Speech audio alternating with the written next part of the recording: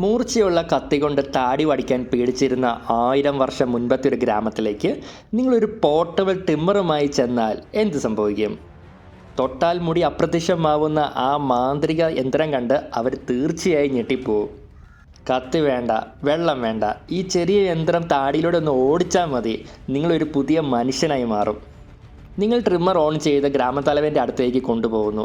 അതിൻ്റെ വിറയിലും ശബ്ദവും കേട്ട് അദ്ദേഹം വിളിച്ചു പറയുന്നു, ഇതിൻ്റെ ഉള്ളിൽ എന്തോ ഒരു ജീവി ഇരിപ്പുണ്ട്, ഇതെൻ്റെ തല കടിച്ചു കീറുമെന്ന്. നിങ്ങൾ ഗ്രാമത്തലവന് ധൈര്യം കൊടുത്തൊന്ന് ട്രിം ചെയ്യുമ്പോൾ മുടി വെണ്ണ പോലെ മുറിഞ്ഞു വീഴുന്നത് കണ്ട് അദ്ദേഹം അന്തം വിട്ടു പോകുന്നു. ഇത് മുടി തിന്നുന്ന എന്തോ ഒരു ലോക പാമ്പാണെന്ന് നാട്ടുകാർ വിളിച്ചു പറയുന്നു. നിങ്ങൾ ട്രിമ്മർ ഉപയോഗിച്ച് പടയാളിയുടെ തലയിൽ ഒരു ലൈൻ ഇടുന്നു, ഒന്ന് സ്റ്റൈലാക്കാൻ വേണ്ടിയാ. ഇത് കണ്ട് ബാക്കിയുള്ളവർ വിചാരിക്കും നിങ്ങളെന്തോ മാന്ത്രിക വിദ്യ കൊണ്ട് പടയാളികളുടെ തലയിൽ ഒരു അടയാളം വെച്ചതാണെന്ന്. ഇനിയിപ്പോൾ യുദ്ധത്തിൽ പെട്ടെന്ന് ഇദ്ദേഹത്തെ തിരിച്ചറിയാലോ എന്നും. ഇതെല്ലാം രാജാവ് മണ്ടയിൽ ഇരുന്ന് കാണുന്നുണ്ടായിരുന്നു. അപ്പോൾ രാജാവിനൊരു പൂതി, തൻ്റെ തലയിലും ഇതുപോലൊരു ഡിസൈൻ വേണമെന്ന്.